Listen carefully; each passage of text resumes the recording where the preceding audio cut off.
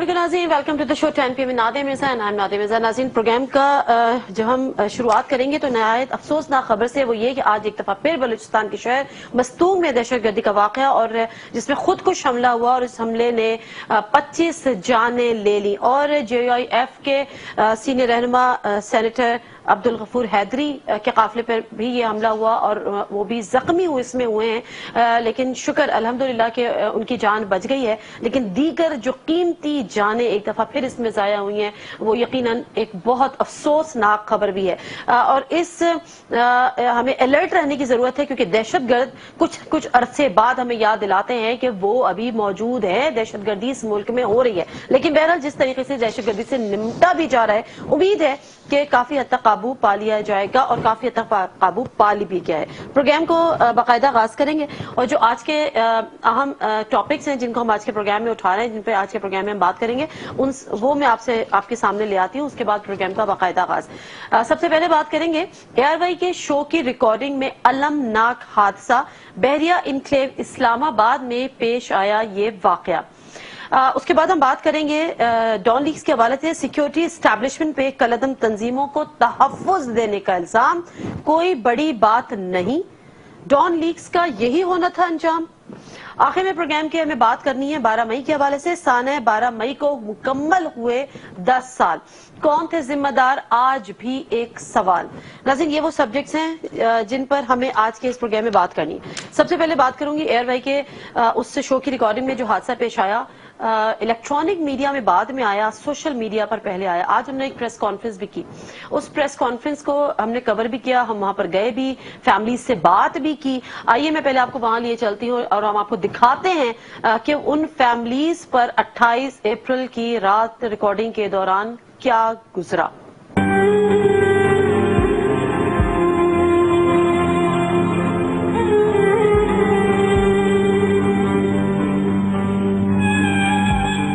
जी नाज़रीन, welcome back to the show. मैं इस वक्त यहाँ पर मौजूद हूँ नेशनल प्रेस क्लब में। 28 अप्रैल की रात बहरिया एनक्लेव में ARY चैनल उनका एक प्रोग्राम वहां पर हो रहा था और उस प्रोग्राम के बाद वहां पर स्टेज नहीं, लेकिन स्टेज के साथ जो पूरा स्टेडियम होता है, जो पूरा इंक्लोजर होता है, वहां पे जो बना जहां पे चेयर्स रखी जाती हैं, सारे ऑडियंस को वहां पर बिठाया जाता है, वो पूरा कोलैप्स हो गया। वो कोलैप्स हुआ, मीडिया ने नहीं दिखाया। कुछ जो बाद में प्रोग्राम हुए उस पर बातें ये आई कि जी ठीक है कि एक एक्सीडेंट था, हम भी मानते हैं कि वो एक हादसा था, वो कोई साजिश नहीं थी, वो किसी ने जानबूझकर नहीं किया गया। लेकिन जिस तरह से इस खबर को छुपाया गया, जिस तरह से इस खबर को पर पर्दा डालने की कोशिश की गई, वो यकीनन एक साजिश थी और उसको हम हादसा नहीं कहेंगे, उसको हम सानिया भी नहीं कहेंगे। बड़ी जब मैं यहाँ पर क्रेडिट देती हूँ सोशल मीडिया को, ये जो एक हम बड़ा एक वाइब्रेंट हमारा इलेक्ट्रॉनिक मीडिया, जिसमें हम कहते हैं कि जी हम आजाद हैं, हमारी हर खबर पर नजर है, हमसे कोई चीज छुप नहीं सकती है। शायद हमसे कोई चीज छुप नहीं सकती, लेकिन हम सब कुछ वो दिखा नहीं सकते। क्लियरली यहाँ पर बताना चाहूंगी, जो ब्यूरो चीफ है ARY के साबिर शाकिर साहब, उनसे मेरा राब्ता हुआ।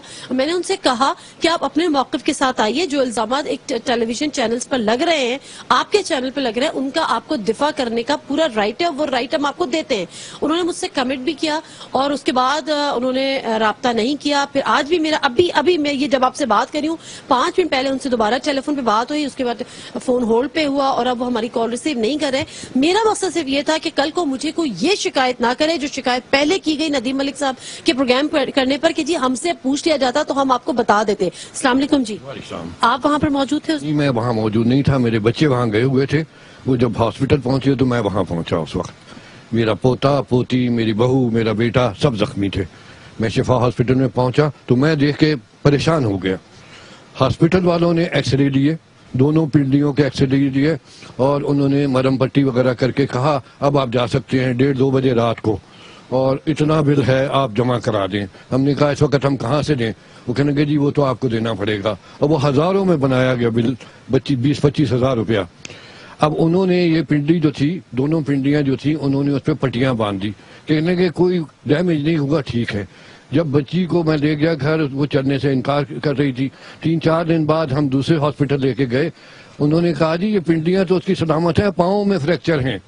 تو یہ ہاسپٹل والوں نے اس قدر زیادتی کی ہے ہمارے ساتھ. 28 تاریخ کا حادثہ ہے اور آج رپورٹ ہونا شروع ہوا ہے. سر ایک چیز میں آپ سے اور جاننا چاہوں گی وہ یہ بیسیکلی کہ وہاں پر جس طرح سے وہ تو اپنی مدد آپ کے تحت وہ ہاسپٹل گئے, وہاں پر جب یہ واقعہ پیش آیا تو اس کے بعد وہاں پہ کسی قسم کی میڈیکل فیسلٹی, کسی قسم کا ریسکیو جو ان آرگنائزرز کی جانب سے کیا گیا؟ ارے جناب وہاں تو انہوں نے اندھیرا کر دیا, بتی بند کر دی. دیکھیں سب سے بڑا آفینس یہ ہوتا ہے ایک کار والا اگر ہٹ کرے اور بھاگ جائے, ہٹ اینڈ رن, وہ سب سے بڑا آفینس ہے کہ وہ کیوں نہیں رکا. وہ رکے, اگر کوئی مضروب ہے اس کو اٹھا کے ہاسپٹل لے جائے. یہاں یہ ہوا اے آر والوں نے بتیاں بند کر کے خود بھاگ گئے. یہ ہٹ اینڈ رن والا کیس ہے. بعد میں یہ بات ہوئی کہ جی ہم ان کو کمپنسیٹ کر رہے ہیں, آپ کو کوئی نے کچھ نہیں پوچھا, وہ تو ماننے کو تیار ہی نہیں کہ کوئی حادثہ ہوا ہے. کوئی ماننے کو رابطہ کیا وہاں پہ؟ نہیں, کسی نے کوئی نہیں کیا. میں تو ہاسپٹل سے اتنے ٹیلی فون میں نے کیے. میں وہاں پہ موجود تھا, میں اور میری وائف دونوں تھے. ہم اوپر سے سیکنڈ لاسٹ فلور پہ تھے, جو سیکنڈ لاسٹ ان کے لیے چیئر کی ڈیئر تھی اس پہ ہم بیٹھے ہوئے تھے. تو اچانک سے ایک طرف سے چیئرز گرنا شروع ہوئی ہیں اور پورے کا پورا اسٹیڈیم کولیپس کر گیا ہے. چلیں یہ ہو گیا, حادثہ ہو گیا, ہو جاتے ہیں. اس کے بعد ہوا کیا ہے کہ فوراً لائٹس آف کر دی ہیں. اب ایشو ہمارے لیے کیا تھا کہ ہمیں نظر نہیں آ رہا تھا کہاں پڑی ہوئی ہے جہاں سے میں اس کو پکڑ کے اٹھاؤں. میرا اپنا ہاتھ زخمی تھا, میں نے جس طرح بھی اس کو ڈھونڈا, ڈھونڈ کے میں نے نکالا. اب اگر وہ لائٹس آن ہوتی, مجھے وہ کہتی میری کمر میں درد ہے, میں اس کو اس طرح نہ اٹھاتا, میں کسی اور طریقے سے لے کے جاتا. جن کی ٹانگیں ٹوٹی ہوئی تھی وہ لوگ ٹانگوں سے پکڑ کے نہ کھینچتے. لوگوں کو زیادہ انجریز اس وجہ سے ہوئی ہیں کہ لائٹس آف تھی. 4000 بندوں کے لیے ایک ایمبولینس تھی اور ایک فائر ٹینڈر تھا اگر آگ لگ جائے. اب ایک ایمبولینس میں 100+ انجرڈ لوگ تھے, وہ کیسے موو ہو سکتے تھے؟ میں پیمز ہاسپٹل پہنچا, یہ ٹائم ہے ہاسپٹل کا اوپر لکھا ہوا ہے 9:26 اپنی مدد آپ کے تحت. میں وہاں پہ پہنچا, میری وائف کے ایکس ریز ہوئے اور انہوں نے کہا جی کہ x ray normal, rest up to 7 days. ٹھیک ہے. اچھا مجھے انہوں نے کہا جی کہ ٹھیک ہے آپ جائیں, ان کو گھر لے جائیں. انہوں نے کہا جی ان کو چوٹ تو نہیں ہے. میں نے گاڑی میں بٹھایا اور میں لے آیا. یکم کو میری وائف کہتی ہے کہ مجھ سے درد برداشت نہیں ہو رہا, مجھے ہاسپٹل لے کے جائیں. میں نے ایمبولینس منگوائی, وہ کہتی ہے میں چل نہیں سکتی, اسٹریچر پہ ڈالا, ہاسپٹل لے گیا. پمز والے ایکسروں سے ہی انہوں نے ڈائگنوز کیا کہ ان کو جو ہے نا وہ T12 فریکچر ہے, مورا ان کا فریکچر ہو گیا ہے, حرام مغز کی نس دبی ہوئی ہے اور یہ چلنے کے قابل ابھی نہیں ہے. پمز کے ایکس ریز سے ہی گویا کہ پمز کے اوپر بھی پریشر تھا کہ پیشنٹ کو فوراً ڈسچارج کرنا ہے آپ نے. یہ جو تمام اخراجات اس پر آئے ہیں, جو میڈیکل ایکسپنس, وہ آپ اپنی پاکٹ سے پے کر رہے ہیں یا آپ کو کسی قسم کی کمپنسیٹ کیا؟ 8 تاریخ کو ڈان پہ پروگرام ہوا ہے, اس سے پہلے مجھ سے کسی نے رابطہ نہیں کیا. 8 تاریخ کو مجھ سے رابطہ ہوتا ہے, جی ہم آپ سے ملنا چاہتے ہیں, ہم آج آ رہے ہیں. ہم ویٹ کرتے رہے, نہیں آئے. بہرحال مجھ سے انہوں نے رابطہ کیا, مجھے انہوں نے کمپنسیٹ آفر کی. 9 کو مجھے انہوں نے کہا جی ہم آپ کو کمپنسیٹ کرنا چاہتے ہیں, آپ بتائیں آپ کیا چاہتے ہیں, آپ علاج کہاں سے کروانا چاہتے ہیں, آپریٹ کروانا چاہتے ہیں. میرا سوال ان سے یہ ہے, میں نے ان سے کہا, میں نے کہا میری وائف کی تو لائف چینج ہو گئی, شی از گورنمنٹ آفیسر, میں بھی گورنمنٹ آفیسر ہوں. ساری زندگی وہ فیلڈ ورک نہیں کر سکے گی, مجھے کیا وہ کمپنسیٹ کریں گے؟ جو ماں اپنے بچوں کو گود میں نہ اٹھا سکے, جو بیوی چل کے کچن میں بھی نہ جا سکے, جو گھر کے اندر داخل ہونے کے لیے بھی وہ عام گاڑی پہ جو سفر نہ کر سکے, میں نے کہا آپ کیا کمپنسیٹ کریں گے؟ آپ کمپنسیٹ نہ کریں, آپ لوگوں کو ریہیبلیٹیٹ بھی کریں. ان کو احساس ہی نہیں ہے کہ لوگوں کے ساتھ بیت کا گیا ہے. مجھے کہتا جی کمپنسیٹ. میں نے اسے کہا یار اگر مجھے میرا ڈپارٹمنٹ مدد نہ کرتا, میں پتہ نہیں گھر کا کیا کچھ بیچ چکا ہوتا اب تک. پلوں کے نیچوں سے اتنا پانی گزر چکا تھا کہ وہ واپس نہیں آ سکتا تھا. حادثے ریورسیبل نہیں ہوتے, انجریز ٹھیک ہو جاتی ہیں, ریورس نہیں ہوتی. میری لائف چینج ہو گئی ہے, ہماری زندگی گزارنے کے طریقے بدل گئے ہیں اور ان کو احساس نہیں ہے. میری سلسلے میں میری وائف سے بات ہوئی, میں نے اس کو کہا یہ کمپنسیٹ کرنا چاہتے ہیں. وہ کہتی ہے کیا ساری چیزیں پیسہ ہوتی ہے؟ یہ مجھے ایک میسج کرتے 28 کو حادثہ ہوا ہے, ہم آپ کے ساتھ ہیں. کہتی مجھے ایک پیسہ نہیں چاہیے ان سے, ایک میسج چاہیے تھا. میں نے کہا وہ آپ کو دیکھنا چاہتے ہیں. اس نے کہا ان کو میرے دروازے کے پاس بھی نہیں آنے دینا. آپ کو کس وقت اندازہ ہوا کہ یہ پورا اسٹیج جو اسٹیڈیم میں وہ کلیپس ہو رہا ہے, سب کچھ اتنا سڈن ہوا کہ کچھ سوچنے کا موقع ہی نہیں ملا, کیونکہ آپ کو سمجھ آ گئی تھی کہ کیا ہوا ہے؟ آپ کو لگا کہ کوئی لوگ سمجھے شاید زلزلہ آیا ہے, کیونکہ پہلے ایک دم سے لیفٹ سائڈ پہ ہوا ہے, پھر ایک دم سے رائٹ سائڈ پہ اتنے جھٹکے سے وہ سارے کچھ گرا ہے نا. میں پہلے سمجھے شاید ہمارے والا حصہ جو ہم لوگ سینٹر میں بیٹھے ہوئے تھے, ہم سمجھے شاید وہی حصہ جو اسٹیڈیم میں وہی کلیپس ہوا ہے, لیکن جب دیکھا تو یو شیپ میں وہ تھا, وہ سارے کا सारा क्लैप्स हुआ था। फिर तो शोर, चीखों की आवाज, बच्चों के रोने की आवाज, और ऊपर से उन्होंने लाइट्स बंद कर दी। कंपनी से आपको कोई ऑफर आई जिससे वो कह रहे हैं कि आपको किसी ने कोई कांटेक्ट नहीं किया, किसी ने कुछ भी नहीं कहा, हम लोग तो सब कुछ खुद ही कर रहे हैं। आप भी वहाँ पर मौजूद? जी बिल्कुल जी, मैं अपनी बेगम और 3 बच्चों के साथ वहाँ पे मौजूद था। ऐसे महसूस हुआ कि सामने से कोई चीज़ गिर गई है। वो अभी बताने के लिए मैं अपने बेगम की तरफ मुड़ा ही था तो ऐसे पता चला कि मेरे पाँव के नीचे से भी कुछ निकल गया। तो मैं हवा में हो गया था, तो मुझे फिर नहीं समझ आई कि क्या हुआ है। मेरा मुंह जाके नीचे लगा जहाँ पे हम खड़े थे, लोहे का था वो स्टेज सा बना, स्टेडियम, और मेरा यहाँ से ये फट गया था बिल्कुल ही। और जब मेरे 14 टांके लगे, 10 इसके अंदर, क्योंकि जबड़ा अलग हो गया था मेरा इससे। उसी हालत में मैंने अपने बच्चों को निकाला वहाँ से, और बच्चों का वो ये ऐसे हालात थे कि वो रो रहे थे। और एक छोटी बच्ची, 1 साल की बच्ची मेरी, वो मेरे से बहुत अटैच थी, मेरी भतीजी थी। वो ना सिर्फ मुझे देख के डर गई, वो आज तक वो मेरे पास अब नहीं आती। वो मेरे साथ इतनी हिली हुई थी कि मैं उसको, मेरे भाई की आवाज़ सुनती थी तो वो भाई दरवाजे पे आ जाती थी, लेकिन आज वो मेरे साथ मुझे देखती भी नहीं।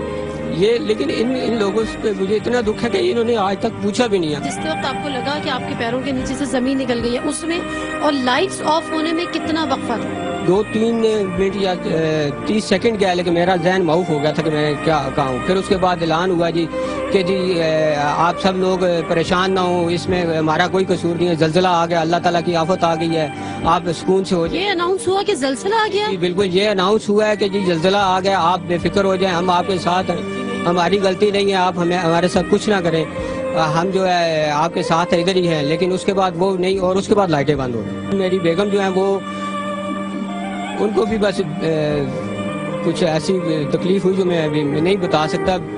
तो बस मैंने उनको भी उठाया, फिर हम अपनी गाड़ी रेंट पे लेके गए हुए थे, उसी में हमने डाला और हॉस्पिटल पहुंचाया। मैं वहाँ पे ना कोई एम्बुलेंस आई है, ना किसी ने किसी को उठाया है, ना कोई वहाँ पे कोई पूछने वाला था।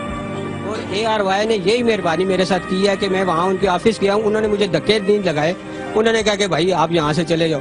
हाँ, उनकी ये मेहरबानी, उन्होंने मुझे धक्के नहीं दिए, उन्होंने कहा कि भाई आप चले जाओ, हमारे पास कुछ नहीं। बस ये उनकी मेहरबानी है, उन्होंने मुझे ये पूछा बस।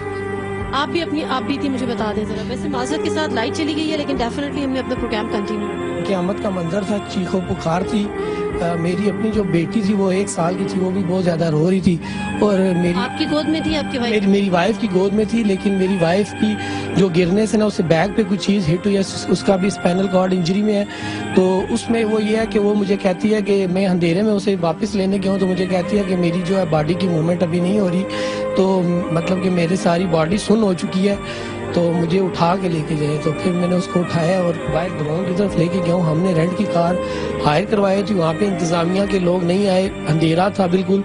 और अनाउंसमेंट ये जरूर हुई थी कि जी ये जल्जला था, इसमें हमारी कोई गलती नहीं है। अस्पताल की पोजीशन बहुत ज्यादा खराब थी। मेरी वाइफ का एक्सरे हुआ, उन्होंने मुझे नैरो सर्जन के पास भेजा है कि उन्होंने मुझे उसी टाइम क्लियर कहा है। फिलहाल ये पैरालाइज है, अभी इनकी बॉडी की मूवमेंट नहीं है, तो इसका ऑपरेट करेंगे तो उसमें आपको बताएंगे। लेकिन फिलहाल आप अपने ज़हनी तौर पे ये तैयार हो जाएं कि अभी इनकी जो है वो पैरालाइज होने के चांस ज्यादा है। तो मेरी एक बेटी है, वो मेरी वाइफ जो है अभी टोटली बेड रेस्ट पे है, उसकी जॉब भी चली गई है। आज तक किसी ने ऑर्गेनाइजर्स में से आपसे किसी ने राब्ता नहीं किया? किसी ने भी राब्ता नहीं किया, ना ARY ने, ना बहरिया ने। कितना पैसा आपका खर्च हो चुका है उनके ट्रीटमेंट में? 1.5 से 2 लाख रुपया लग चुका है जिस दिन ऑपरेशन था। हालांकि ये सरकारी अस्पताल है, 80 से 90 हज़ार रुपए का सिर्फ ऑपरेशन का सामान आया है। लेकिन सबसे ज्यादा जो दुख है वो इस बात का है कि ARY और बहरिया टाउन ने, जो बहरिया टाउन TV पे अपने आपको फलाई कामों में मलक रियाज साहब बता रहे होते हैं, लेकिन उसके बिल्कुल अगेंस्ट मिला है। और ARY ने भी हमारे साथ किसी किस्म की कोई हेल्प या हमारे साथ किसी ने राब्ता करने की कोशिश नहीं की। जी, ये तमाम जो सुनी है आप लोगों ने, जो इनकी ज़बानी इनकी कहानियां सुनी है, जो इनके वाक़यात सुने हैं, जो आंखों देखा हाल सुनाए, उसके बाद मेरे पास तो कुछ नहीं रहता कि मैं किसी किस्म का कोई अल्फाज यहाँ पर अदा भी कर सकूं। जिब्रान आज़िज़ा, मुझे बताएं कि आपने जो यहाँ पे इनके साथ प्रेस कॉन्फ्रेंस की है, उसका मकसद क्या है, क्या आपकी डिमांड्स हैं? क्योंकि अब चीफ जस्टिस ने भी इसका सो मोटो ले लिया है, अब आगे क्या स्ट्रेटेजी आप लोग करने जा रहे हैं? डॉक्टर, जो फर्ज हुकूमत ने अदा करना था, या पुलिस ने अदा करना था, या मीडिया ने अदा करना था शुरू के दिनों में, वो ना کر سکے. اور پھر ہم ان کی مدد کرنے اس لیے آئے ہیں چونکہ اسی بیک گراؤنڈ سے ہمارے خاندان بھی تعلق رکھتے ہیں. کسی پروگرام میں میری والدہ بھی شرکت کر سکتی, میں بھی شرکت کر سکتا ہوں, ہو سکتا ہم بھی زخمی ہو جاتے. تو کیا کسی کے اثر و رسوخ کے سامنے مجھے نہیں پتا کیا سیاسی اثر و رسوخ تھا, کیا معاشی اثر و رسوخ تھا, یا فائدے تھے, تو تمام چینل چپ رہے اور اس کے اوپر ایشو نہیں کیا. اگر یہ خان صاحب کی پی ٹی آئی کی یا نواز شریف صاحب کی کوئی جلسہ یا ریلی میں ہوتا ہے حادثہ, تو تمام چینل رپورٹ کر رہے ہوتے, بات کر رہے ہوتے. یہ کہا جاتا ہے کہ جی 3 ستون ہیں, ویسے ریاست کے 4تھا ستون میڈیا ہے. ستون کوئی بھی ہو, سیمنٹ کون ڈال رہا ہے ستون کے اندر یہ مجھے نہیں پتا کہ یہ کیوں لڑکرا رہے ہیں ستون سارے. اس طرح میں کچھ نہیں کہوں گا. ڈیمانڈ ہماری کوئی نہیں ہے جی, انصاف کی ہے. پاکستان بڑا اچھا معاشرہ ہے, یہاں کسی آپ سچے دل سے معافی بھی مانگنے نا, کسی کے ساتھ اتنے اچھے اخلاق کے لوگ ہوتے ہیں کہ معاف کر دیتے ہیں, یہ تو کسی کا مرنا بھی معاف کر دیتے ہیں. یہاں کوئی معافی مانگنے نہیں آیا, اور اوپر سے زخموں پہ نمک چھڑکنے کے لیے جھوٹ بولا جا رہا ہے, غلط بیانی کی جا رہی ٹیلی ویژن کے اوپر. اور تمام چینلوں نے جنہوں نے ابھی تک ایشو کور کیا, انہوں نے کہا تھا کہ ہم نے جی منتظمین سے رابطہ کرنے کی کوشش کی, انہوں نے رابطہ نہیں کیا. تو پھر منتظمین کا ٹی وی پہ آگے کہنا کہ جی ایک طرفہ پروگرام ہو رہے ہیں, یہ غلط بات ہے. 6 خاندان 6 الگ الگ ایف آئی آر جمع کرا رہے ہیں, اور ہوپ ہے کہ بغیر کسی مشکل کے دشواری کے پولیس جو ہے ایف آئی آر درج کر دے گی. ابھی تقریباً 150 سے 200 خاندان ہیں جو متاثر ہیں. بہت سارے خاندان ایسے جو ہمارے پاس رابطے میں آئے ہیں, مگر اپنی چوٹوں کی وجہ سے, دوری کی وجہ سے ہمارے دفتر نہیں آ سکے. تو ہم نے آنے والے دنوں میں ان سے بھی رابطہ کرنا ہے, ان کے میڈیکل ریکارڈز لینے ہیں اور ان کی اپلیکیشنز بنانی ہے. ہمارا کام اتنا ہے کہ یار یہ انسان ہے, یہ پاکستان کے شہری ہیں, خدا کے واسطے کوئی قدر کیجیے انسانی جانوں کی, اور تمیز سے اور ندامت کے ساتھ اور شرمندگی سے پیش آئیے, چونکہ آپ سے غلطی ہوئی ہے. آپ 2-3 لاکھ روپے کا چیک لے کے تصویر تو کھنچوا رہے ہو, اس غریب کو شاید یہ بھی پتا نہیں کہ جو انجری اس کی اولاد کو یا اس کی بیگم کو ہو گئی ہے وہ سالوں تک اس کو تنگ رکھے گی. جو سومو ٹو ایکشن ہے, اس میں فریق بنیں گے آپ اس کے؟ بالکل جی, یہ تمام خاندان فی الحال تیار کر کے بیٹھے ہیں کہ جیسی ہی اس کی پہلی ڈیٹ آئے گی کیس کی, جو کہ ابھی انہوں نے صرف رپورٹ طلب کی ہے, ہم اس کے اندر انٹروینر کی اپلیکیشن دیں گے, پارٹی بنیں گے. سوشل میڈیا ایکٹیوسٹ جن کے سر یہ سہرا جاتا ہے, جن کو یہ کریڈٹ جاتا ہے, احتشام میرے ساتھ یہاں پر موجود ہے. السلام علیکم. جی وعلیکم السلام. کیا آپ نے سوچا کہ الیکٹرانک میڈیا خاموش ہے, چینلز پہ آواز نہیں اٹھا رہے, تو سوشل میڈیا کو آپ نے اتنا پاورفل ٹول سمجھا کہ جی اس پہ کروں گا, تو یہ ایکسپیکٹ کر رہے تھے آپ کہ آپ یہ کچھ کر پائیں گے؟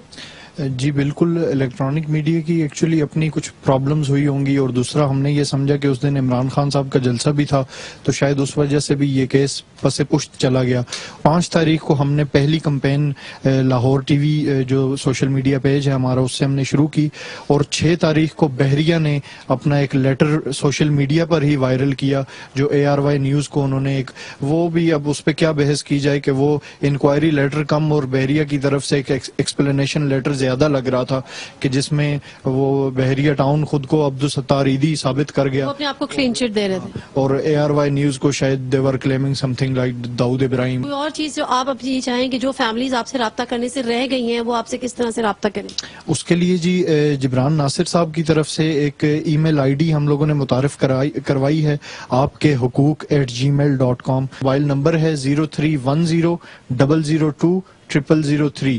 اس پہ آپ کال کریں, SMS کریں, واٹس ایپ کریں, جیسے بھی آپ کانٹیکٹ کریں, انشاءاللہ آپ کو جبران ناصر صاحب سے رابطہ کروا دیا جائے گا, جو لیگل اس کیس میں free of cost without any own intention وہ اس میں ہیلپ آؤٹ کر رہے ہیں سارے وکٹمز کو.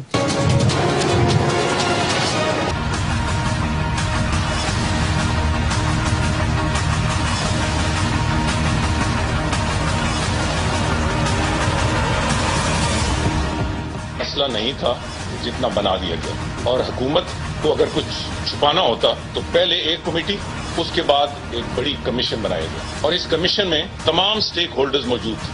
سول ملٹری ریلیشنز کا تماشا نہیں لگانا چاہیے, سول ملٹری ریلیشنز پہ سیاست نہیں ہونی چاہیے. اس پریس ریلیز کو جو ہماری طرف سے ہوئی, اس کو بنیاد بنا کر اس سے لے کے آج کے دن تک فوج کو اور حکومت کو آمنے سامنے کھڑا کر دیا گیا. جو ہماری پریس ریلیز تھی وہ کسی حکومتی شخصیت یا ادارے کے خلاف نہیں تھی.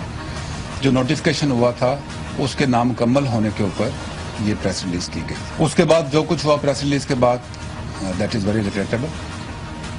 ایسا جو ہے, ایسے حالات نہیں ہونے چاہیے تھے کہ جس میں ہر بندے نے میڈیا پہ بھی اور باہر بھی ایک پوزیشن لے لی اور 2 سائڈیں بنا دی. آج منسٹری آف انٹیریئر نے پیرا 18 کے مطابق جو ریکمنڈیشنز تھیں اس کا مکمل آرڈر کر دیا. ہم حکومت کی کوششوں کو سراہتے ہیں کہ انہوں نے نہ صرف جو مکمل حقائق تھے ریکمنڈیشن کے اندر وہ سامنے لے کے آئے, بلکہ جو غلط فہمیاں تھیں پچھلے 2-3 ہفتوں کے دوران ان کو بھی دور کیا. جی ناظرین, ہم بات کریں گے مشہور زمانہ ڈان لیکس کی، جس کو بظاہر تو دونوں فریقین کہتے ہیں کہ جی بات ختم ہو گئی، سیٹل ہو گئی، اس کہانی ختم ہو گئی، چیپٹر کلوز ہو گیا، معاملہ دفن ہو گیا۔ میں جو آج پروگرام میں بات کرنا چاہ رہی ہوں اس اپنے سیگمنٹ میں اس سے قطع نظر کہ کس نے وہ خبر دی، کس نے وہ خبر چلوائی، کس نے وہ خبر کیوں نہیں رکوائی، کس نے وہ خبر چھپوائی، ان تمام چیزوں سے قطع نظر، کس نے خبر لیک کی، خبر پلانٹڈ تھی، خبر فیبریکیٹڈ تھی، جھوٹ پر مبنی تھی، اصل میں کیا تھا۔ لیکن جس سیریس ایشو پر مجھے بات کرنی ہے وہ بات یہ کرنی ہے کہ کیا یہ بڑی بات نہیں ہے کہ اس میٹنگ میں جس پر جو صحافی ہے سرل المیڈا، وہ اپنی خبر پہ آج بھی قائم ہے، جس میں ہماری فورسز کو باقاعدہ کہا گیا کہ ایک سازش ہے ان کو ملائن کرنے کی، کیا یہ بڑی بات نہیں ہے کہ ہم انڈیا کا جو نیریٹو ہے اس کو ہم انڈورس کر رہے ہیں یا اس کو ہم اسٹیبلش کرنے کی کوشش کر رہے ہیں؟ کیا یہ بڑی بات نہیں ہے؟ کیا ہم یہ کہہ رہے ہیں کہ جو کالعدم تنظیمیں ہیں اس کو ہماری سیکیورٹی اسٹیبلشمنٹ سپورٹ کرتی ہے؟ کیا یہ بھی بڑی بات نہیں ہے؟ اور ہم یہ بھی اس میں کہہ رہے ہیں کہ جی جب ان کے خلاف کاروائیاں ہوتی ہیں جو کالعدم تنظیمیں ہیں، جیش محمد ہو گئی، حافظ سعید ہو گئے، مسعود اظہر، دیگر کے نام، تو اس میں سیکیورٹی اسٹیبلشمنٹ رکاوٹ بنتی ہے جو کہ اب نہیں بنے گی، اور سول حکومت کی انتظامیہ اس کو چھو بھی نہیں سکتی۔ کہ چودھری نثار صاحب یہ بھی کوئی بڑی بات نہیں تھی؟ ان تمام چیزوں پہ ہم بات کریں گے کہ اس نیریٹو کا کیا ہوا، اس کانٹینٹ کا کیا ہوا، اس پہ کوئی آج بات کیوں نہیں کر رہا۔ بلکہ میں اس سے پہلے دونوں اپنے مہمانوں جو شخصیات ہیں مہمان، ان کے بھی آپ سے تعارف کرا دیتی ہوں۔ ڈائریکٹر کرنٹ افیئرز ہیں، سینئر جرنلسٹ ہمارے ساتھ موجود ہیں، اپنا پروگرام بھی ڈان نیوز سے کرتے ہیں، مبشر زیدی صاحب ہمارے ساتھ موجود ہیں۔ السلام علیکم مبشر زیدی صاحب۔ وعلیکم السلام، بہت شکریہ آپ کے ٹائم کا۔ اسی طرح سے ہمارے پاس جنرل امجد شعیب صاحب بھی ہمارے ساتھ ہیں، ان سے بھی ہم بات کریں گے، ڈیفینس اینالسٹ ہیں، پولیٹیکل اینالسٹ ہیں۔ السلام علیکم سر، بہت شکریہ آپ کے ٹائم کا بھی۔ وعلیکم اچھا، السلام۔ اس سے پہلے کہ میں آپ لوگوں سے سوال کروں اور پوچھوں کہ یہ معاملہ اصل میں ہے کیا، اس معاملے پہ جو اتنی آسانی سے اس کو بند کرنے کی بوتل میں کوشش کی جا رہی ہے جن کو، وہ کیا اتنی آسانی سے بند ہو جائے گا؟ خبر میں اپنے ناظرین کے لیے ضرور بتانا چاہوں گی، ان کو ریمائنڈ کرانا چاہوں گی کہ بیسیکلی ڈان لیکس کی جو خبر تھی، ڈان میں تھی کیا، اس میں تنازع کیا بنا۔ اس میں کہا گیا سیکرٹری خارجہ اعزاز چودھری نے مخصوص افراد کو بریفنگ دی جس میں انہوں نے بتایا کہ جیش محمد، حقانی نیٹ ورک، مسعود اظہر کے خلاف کارروائی سمیت پٹھان کوٹ حملے کی تحقیقات کا مطالبہ پرزور ہو چکا ہے۔ چائنا نے بھی کہہ دیا ہے کہ آخر اقوام متحدہ کی قرارداد کو بار بار ویٹو کر دیتے ہیں، پیچھے منطق کیا ہے؟ بریفنگ کے بعد سول نمائندوں اور D G I S I کے درمیان تخت جلوہ کا تبادلہ ہوا اور پوچھا گیا کہ اب حل کیا ہے۔ سیکرٹری خارجہ نے کہا کہ بین الاقوامی سطح پر اصولی مطالبہ ہے کہ مسعود اظہر، حافظ سعید، جیش محمد، لشکر طیبہ، حقانی نیٹ ورک کے خلاف کارروائی کی جائے۔ D G I S I کہتے ہیں کہ حکومت نے جسے ضروری سمجھے گرفتار کر دینا چاہیے، جس پر شہباز شریف نے کہا کہ ماضی میں جب بھی سول انتظامیہ نے ان افراد کو گرفتار کیا تو سیکیورٹی اسٹیبلشمنٹ نے پردے کے پیچھے سے ان افراد کو چھڑانے کے لیے اقدامات شروع کر دیے۔ اس کے بعد وزیر اعظم نے رضوان اختر کو مخاطب کرتے ہوئے کہا کہ ماضی میں جو کچھ بھی ہوا وہ ریاست کی پالیسی تھی جس کی ذمہ داری سب پہ مشترکہ طور پر عائد ہوتی ہے، چنانچہ آج کے حالات کے ذمہ دار تنہا رضوان اختر نہیں ہے۔ خبر میں یہ بھی دعویٰ کیا گیا کہ اس میٹنگ کے کئی چشمدید گواہ یہ تسلیم کرتے ہیں کہ سیکرٹری خارجہ کی بریفنگ سمیت تک جملوں کے تبادلے تک جو ہوا وہ سب وزیر اعظم کی منصوبہ بندی تھی تاکہ فوج کو کام پر لگایا جا سکے، اور اس میں دو اہم فیصلے کیے گئے۔ ایک یہ کہ D G I S I اور نیشنل سیکیورٹی ایڈوائزر ناصر جنجوعہ سول انتظامیہ اور آئی ایس آئی کے سیکٹر کمانڈرز کو یہ پیغام دیں گے کہ کالعدم تنظیمیں یا افراد جو پہلے سول انتظامیہ کی پہنچ سے باہر تصور کیے جاتے تھے ان کے خلاف کارروائی کے نتیجے میں فوجی سیکیورٹی ایجنسیز کوئی رکاوٹ اب نہیں ڈالیں گی۔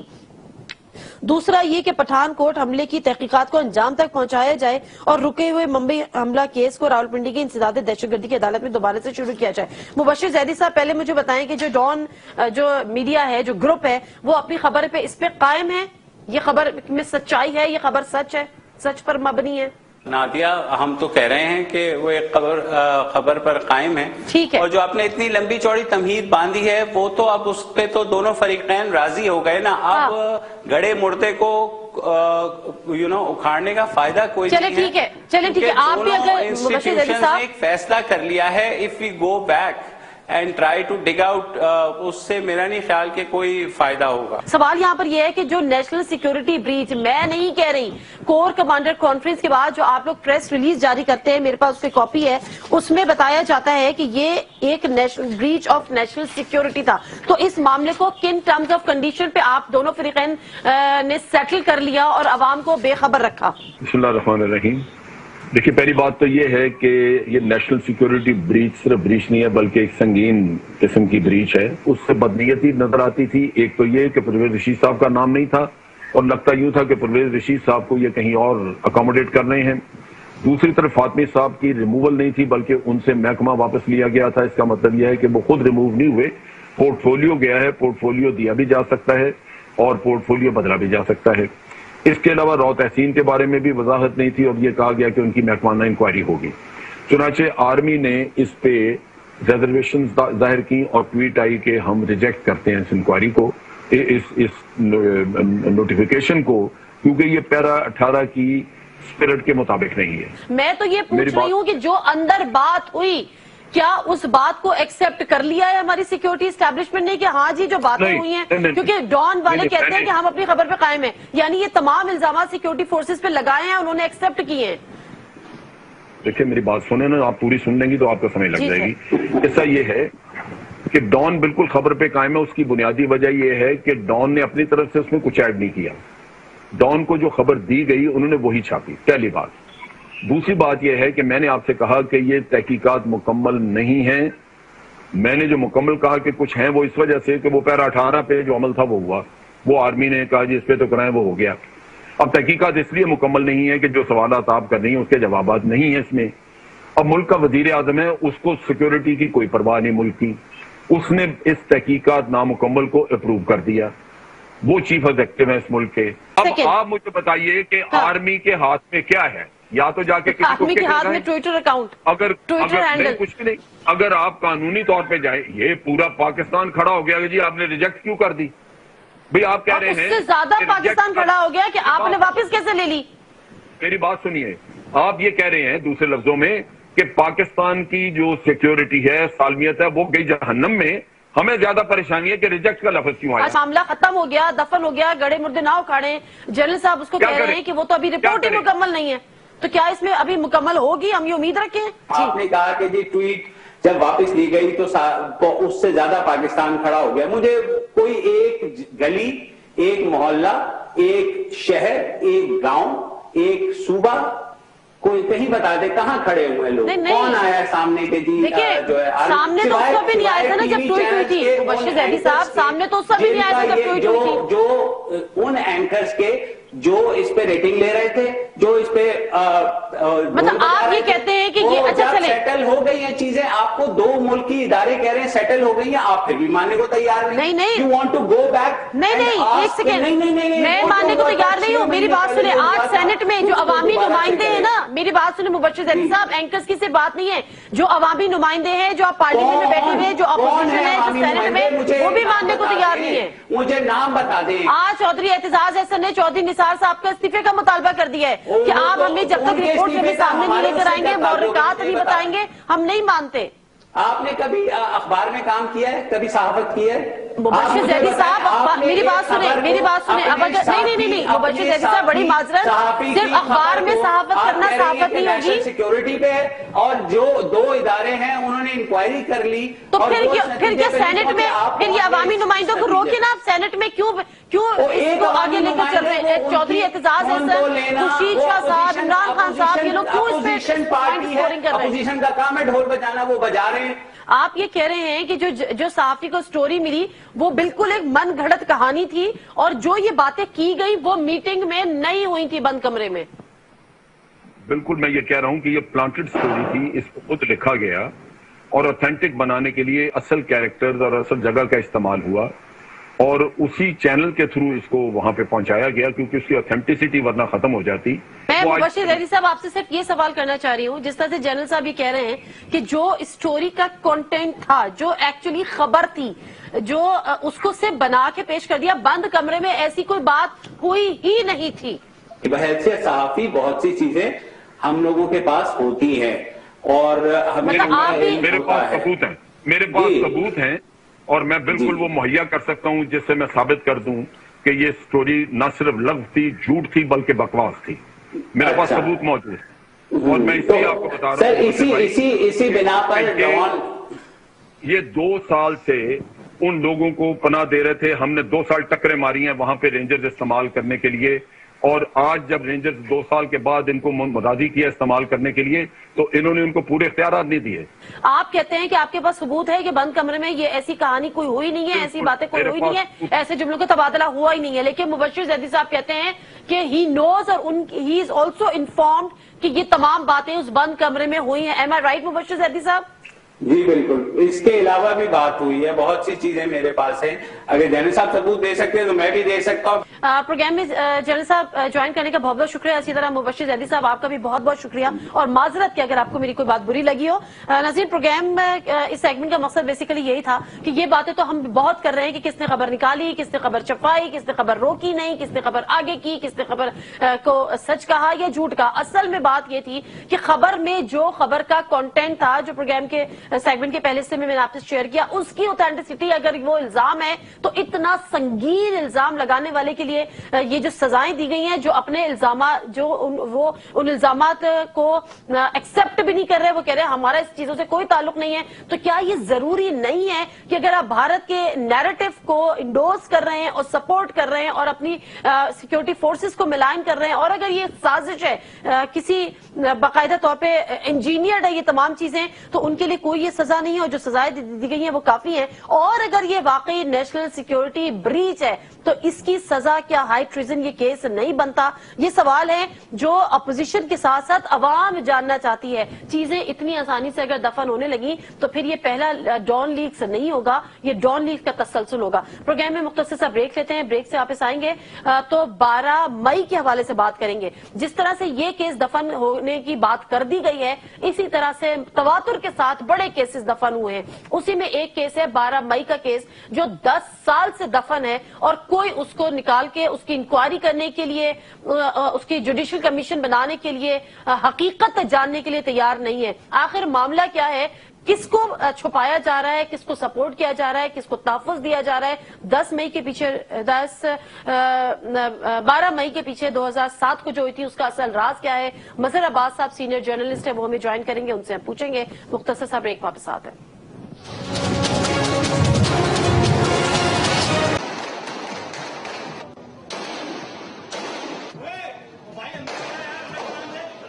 فائرنگ کا شدید تبادلہ اس وقت ہو رہا ہے.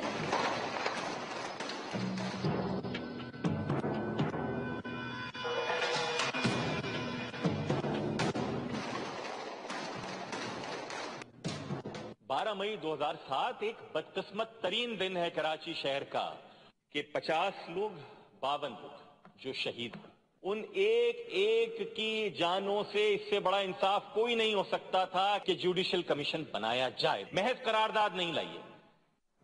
جی ناظرین, پروگرام میں ایک دفعہ پھر آپ کو خوش آمدید کہتے ہیں. 12 مئی 2007 کو 10 سال مکمل ہو گئے. ذمہ دار کون تھے ابھی تک کچھ سامنے نہیں آیا, تحقیقات نہیں ہوئی, کوئی چیزیں منظر عام پر تفصیلات نہیں آ سکی.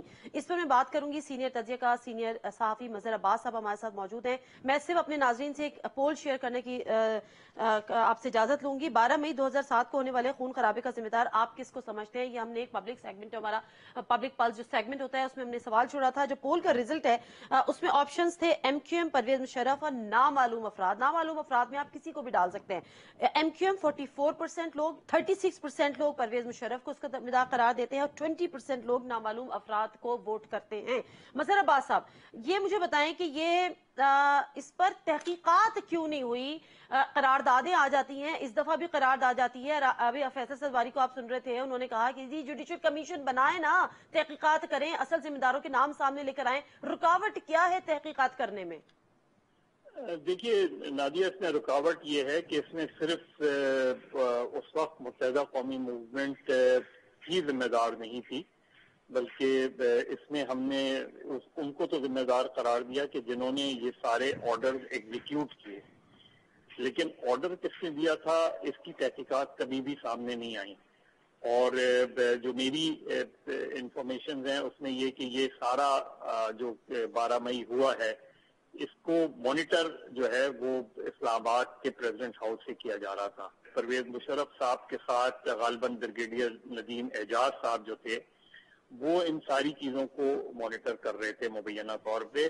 اور جو اس سے ایک دن پہلے جو میری اطلاعات ہیں, اس سے ایک دن پہلے ایک میٹنگ گورنر ہاؤس میں ہوئی تھی جس میں ڈاکٹر اشرف العباد بھی تھے، اس وقت کے چیف سیکرٹری بھی تھے، اس وقت کے ہوم سیکرٹری بھی تھے، اس وقت کے آئی جی پولیس بھی تھے، اور خاصی حد تک اس بات پہ اتفاق رائے ہو گیا تھا کہ سابق چیف جسٹس افتخار محمد چودھری کے پروسیشن کو الاؤ کر دیا جائے، کیونکہ جو رپورٹس آ رہی تھی وہ یہ تھی کہ خاصی حد تک جو ہے وائلنس ہوگا۔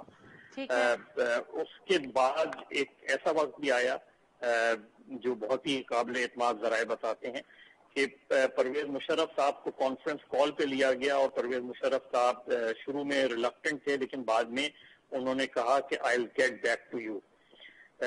اس کے بعد تقریباً وہ اس چیز پہ تیار ہو گئے تھے کہ شاید الاؤ کر دیا جائے افتخار چودھری کے پروسیشن کو، لیکن اس کے بعد کی ڈیولپمنٹ یہ ہوئی کہ انسٹرکشنز یہ ملی گورنر ہاؤس کو کہ جیسا معاملہ ہے ویسا ہی چلنے دیں۔ سر تو یہ انسٹرکشنز کہاں سے ملی جب chief of army staff Pervez Musharraf تھے اور وہ ریلیکٹنٹلی صحیح لیکن وہ اگری ہو گئے تھے کہ الاؤ کر دیا جائے؟ ہاں، لیکن وہ فائنل این او سی فائنل جب ان کے ہی کسی اسٹاف ممبر نے فائنلی جو بتایا، وہ یہ بتایا کہ جو پرانا فیصلہ ہے وہی رہے گا۔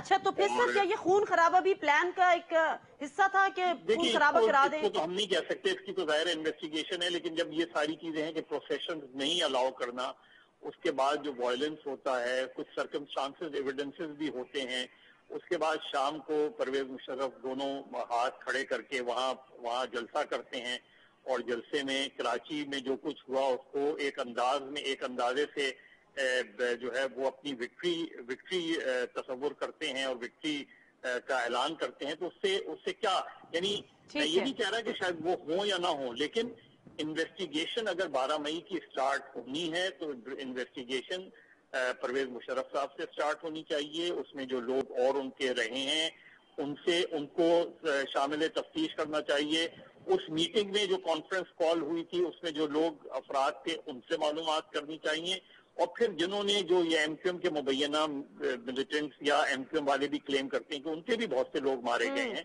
یہ واقعہ جو ہے یہ ایم کیو ایم کے لیے اور پرویز مشرف صاحب کے لیے یہ سیاسی خودکشی کے مترادف تھا۔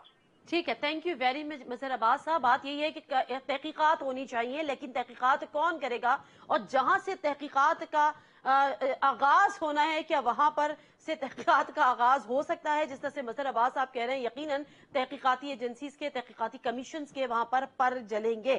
ہم یہاں پر کچھ فوٹیجز آپ کو دکھانا میں یہاں پر چاہوں گی کہ بات ہمیشہ سے یہ ہوتی ہے، ایم کیو ایم کو مورد الزام اس لیے زیادہ ٹھہرایا جاتا ہے کیونکہ ایم کیو ایم کرتا دھرتا تھی، ایم کیو ایم حکومت میں تھی، home minister M Q M کے تھے، لیکن اس کے ساتھ ساتھ کچھ فوٹیجز، کچھ اسٹلز، کچھ پکچرز اسکرین پر آپ کے سامنے ہیں کہ صرف اور صرف ایم کیو ایم کے جھنڈے کے علم بردار نہیں تھے، جھنڈا بردار نہیں تھے، دیگر پارٹیز کے جھنڈا بردار بھی 12 مئی کو آپ کے سامنے تھے۔ وہ ایک بھیانک دن تھا، اور اگر بھیانک دن کی تاریکی کو آپ نے کچھ ختم کرنا ہے تو صحیح کہتے ہیں فیصل سزواری ایم کیو ایم کے سینئر رہنما کہ جوڈیشل کمیشن بنایا جائے۔ ہر سال 12 مئی کے دن آپ ایک قرارداد لا کے آپ اپنی ذمہ داری پوری نہیں کر سکتے۔ ونس فار آل تحقیقات ہونی چاہیے، تحقیقات کرنے کے بعد ذمہ داروں کے نام سامنے آنے چاہیے، لیکن ایسا ہمارے ملک میں نہیں ہوتا کیونکہ ہمارے ملک کی تاریخ ایسی نہیں ہے۔ ہم ڈان لیگز جیسی نیشنل سیکیورٹی بریچز کو بھی اگر دفن کر دیتے ہیں تو یہ پہ تو صرف 50 لوگوں کی ہلاکت کا معاملہ تھا۔ پروگرام سے دیجیے نادیہ مرزا کو اجازت، اللہ حافظ۔